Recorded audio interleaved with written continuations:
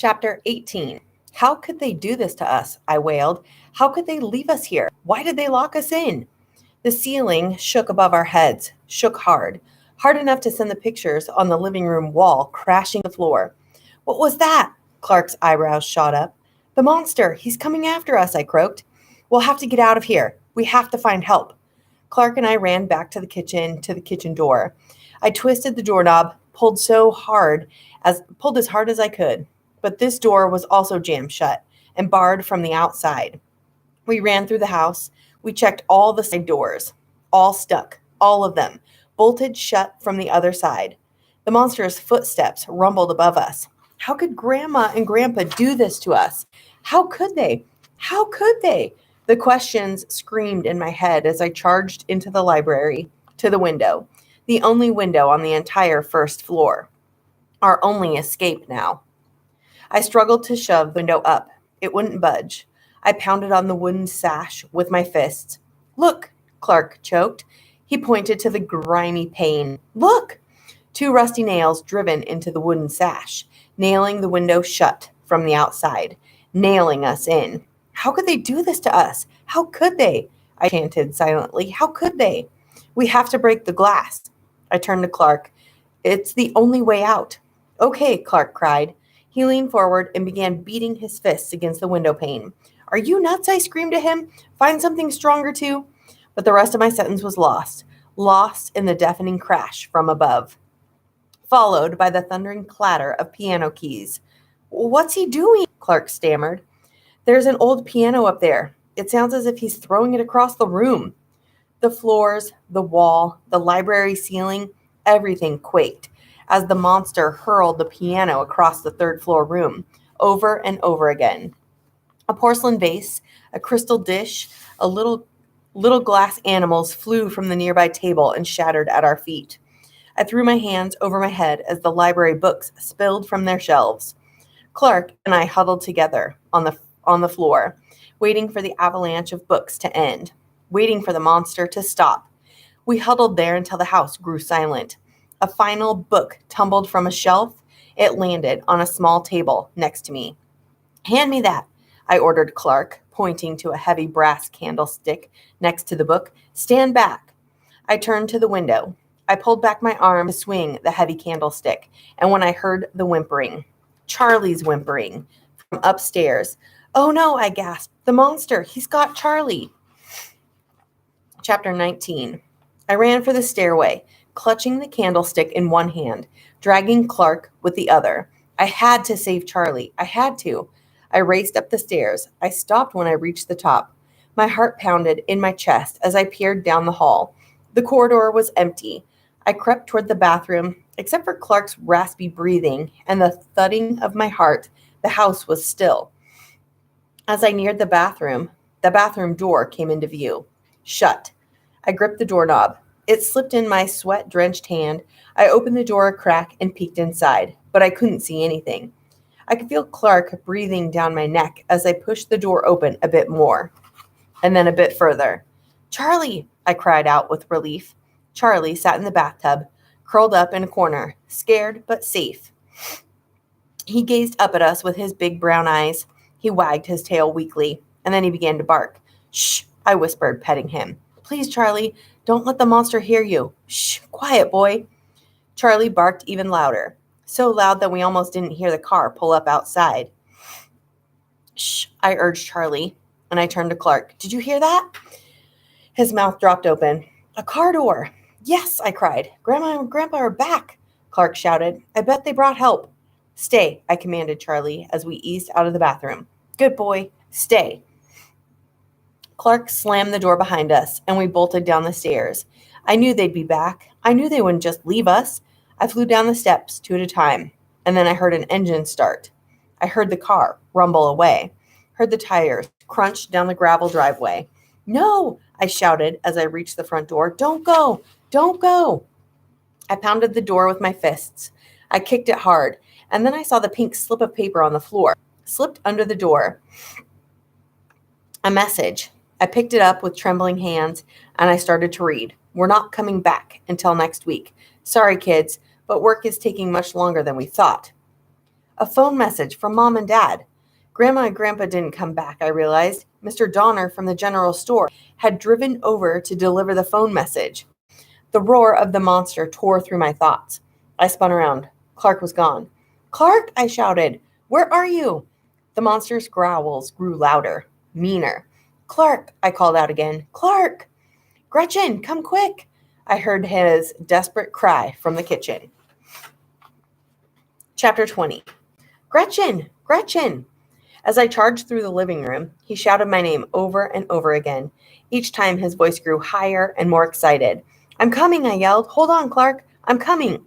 I rounded the couch. I tripped over a footstool. My head hit the floor hard. Clark continued to cry out my name, but his voice seemed distant now, so far away. My head throbbed with pain.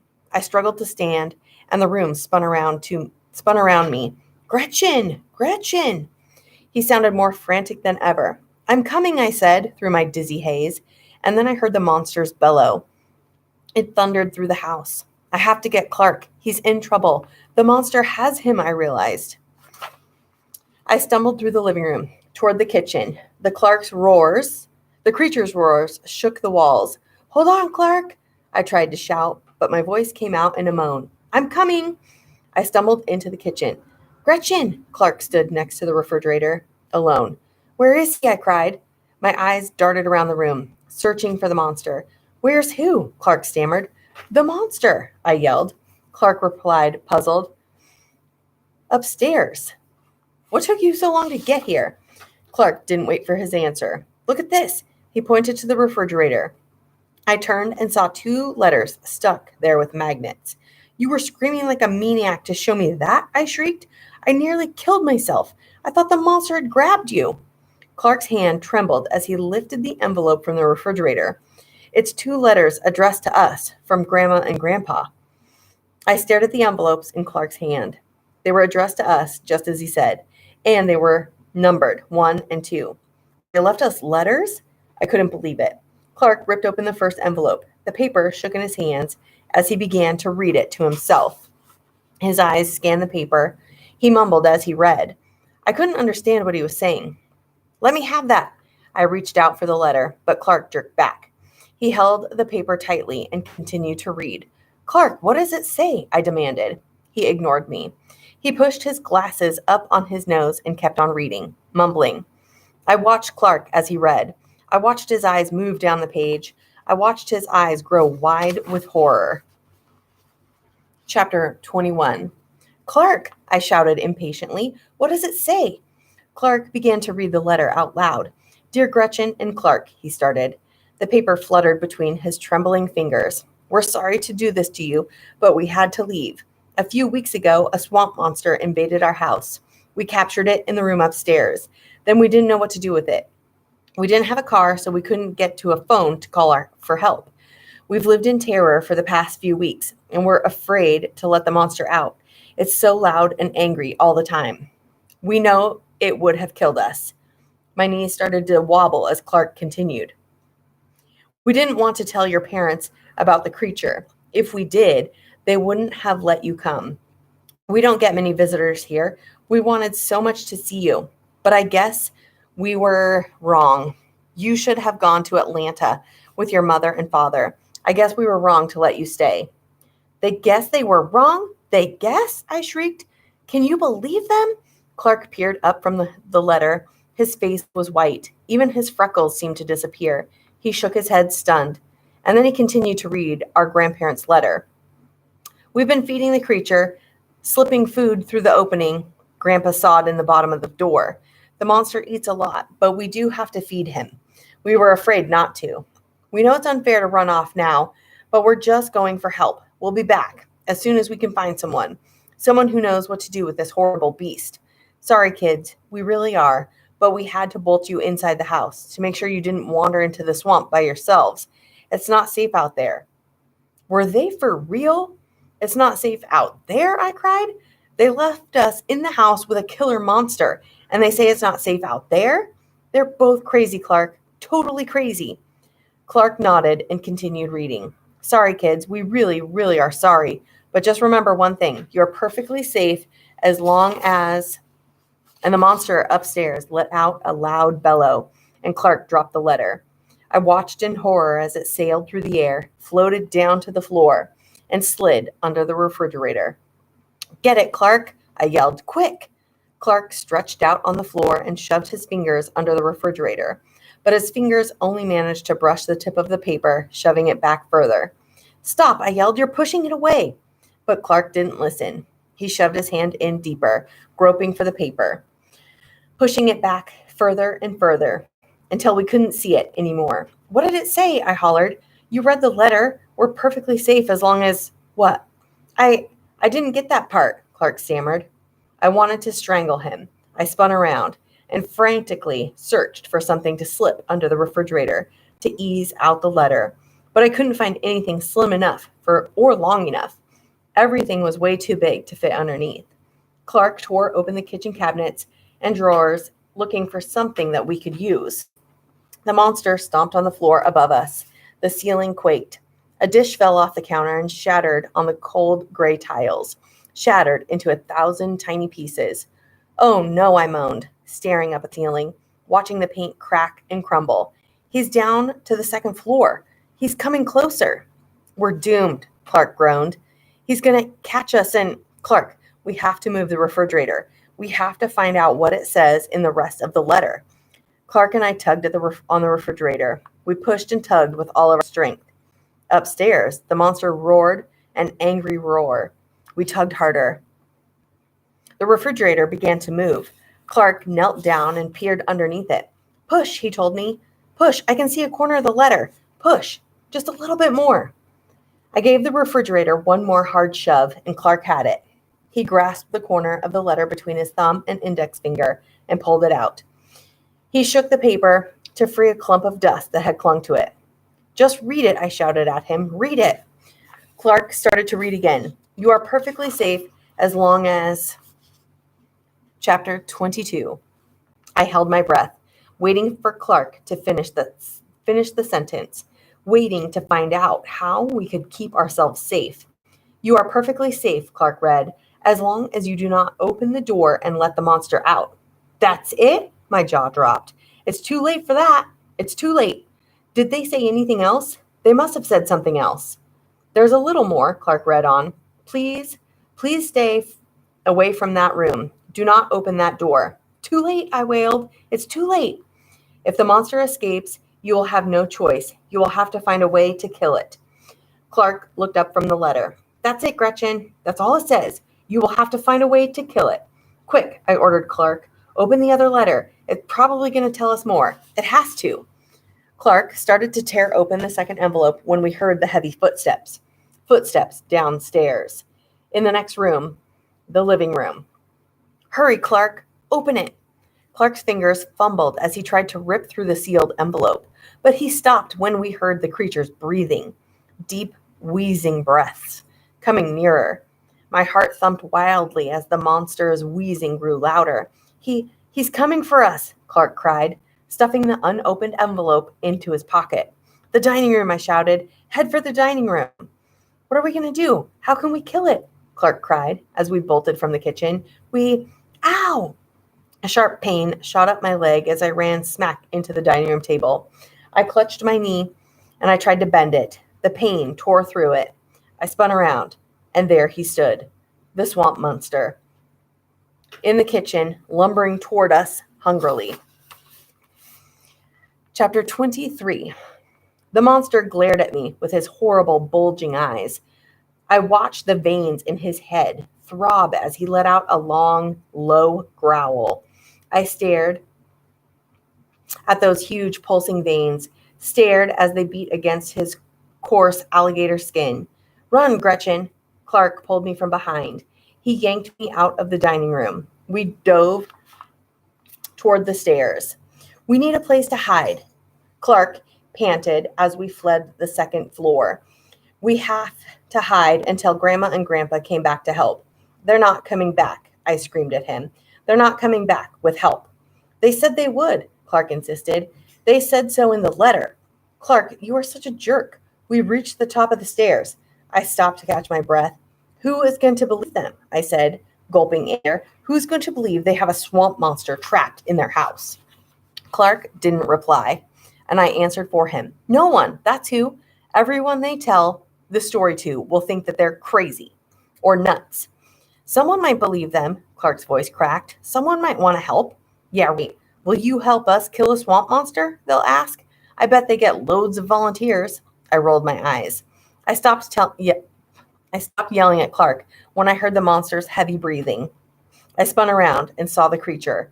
He stood at the bottom of the stairs, eyeing us, drooling hungrily. Clark and I backed slowly away from the top of the stairs. The monster followed us with his eyes. We have to kill it, Clark whispered. That's what the letter said, that we have to kill it. But how? I have an idea, I told Clark. Follow me. We turned and ran, and as we charged past the bathroom, we heard Charlie whimpering. Let's get Charlie. Clark stopped running. It's too dangerous to leave him closed up in there. We have to take him with us. We can't, Clark, I replied. He'll be okay. Don't worry. I wasn't as sure about that as I sounded, but there was no time to stop for Charlie now, because the monster had reached the second floor. There he stood, looming at the end of the hall. He raised his hands up over his head. I saw that he held the wooden footstool that I had tripped over in the living room. His eyes burned with anger. He glared at me and then growled a loud, savage growl. A stream of thick white drool dribbled down his chin. He licked the drool away with a reptilian tongue and smashed the stool down across his leg, and it splintered into two jagged pieces. He raised the pieces and hurled them at us. Let's go, Clark shrieked, as the footstool bounced off the wall. We ran up the stairs, up to the third floor. The monster lumbered after us. The whole house shook with each heavy step he took. He's coming, Clark cried. What are we going to do? You said you had an idea. What? There's a collapsed stairway up there, I told Clark, running as fast as I could through the dark, twisting hall. It's totally fallen down, just a big hole. And when we turn the corner, grab onto the railing. The monster will chase us around the corner, and he'll fall down the open stairway. The roar of the monster thundered in my ears. I saw him plodding down the hall after us. Come on, Clark, hurry, hurry. What if it doesn't work? Clark demanded, very frightened. What if the fall only hurts him? Won't it make him even more angry? Don't ask questions, Clark, I replied impatiently. It's got to work. It's got to. We started to run again. The monster howled with rage. There's the turn, Clark, up ahead. The creature roared, only steps behind us. My heart pounded. My chest felt as if it were about to explode. Grab the railing, Clark, or else you'll drop to the bottom. Here goes. We turned the corner. We both threw our hands up and grabbed the railing. Our bodies slammed hard against the wall and then dangled over the black, empty hole. The creature turned the corner. Would my plan work? Would he fall to his death? Was this the way to kill the monster? Chapter 24. The beast whirled around the corner, staggered on the edge of the hole. His head jerked to face us. His eyes glowed red. He opened his mouth in an angry, ugly growl. He swayed, trying to keep his balance, and then he plunged down the open staircase. I heard him land with a heavy thud. Clark and I hung to the rotted banister. It creaked under the strain of our weight. My hands ached. My fingers were numb. I knew I couldn't hold on much longer. We listened. Silence. The creature didn't move. I looked down, but it was too dark to see. My fingers are slipping, Clark groaned, and then he swung out his foot, searching with his sneaker for the hallway floor. Hand over hand, he inched his way along the banister to the safety of the hall, and I followed. We peered down into the black hole once more, but it was so black down there, we couldn't make out a thing. Dark and silent, totally silent. We did it! We're safe, I cheered. We killed the monster. Clark and I jumped up and down in celebration. We did it! We did it! We ran downstairs. We let Charlie out of the bathroom. Everything is okay, Charlie. I hugged my dog. We did it, boy, I told him. We killed the swamp monster. Let's get out of here, Clark urged. We can walk to town. Call Mom and Dad from the general store. Tell them to come pick us up, now. We were so happy we practically danced down the steps. The three of us headed into the library. Stand back, I told Clark, and hold Charlie. I'll break the window and we'll get out of here. I glanced around the room, searched for the heavy brass candlestick to break the glass, and it wasn't there. Wait here, I told Clark, and I left the candlestick. Up in the bathroom. I'll be right back. I sprinted out of the library. I couldn't wait to break out of this creepy place, to leave this horrible swamp, and to tell Mom and Dad how stupid they were to dump us here in the house with a real live swamp monster inside. I ran through the living room, up to the stairs. I jogged up 3 steps and stopped. I stopped when I heard a low groan. It can't be, I thought. Maybe it's Charlie. Maybe it's Charlie growling. And I listened again, and I heard it again. Not a dog growl. Definitely not a dog growl. And then I heard the rumbling footsteps, the footsteps of the swamp monster coming from somewhere nearby. Closer, closer. Okay, that's it for this section.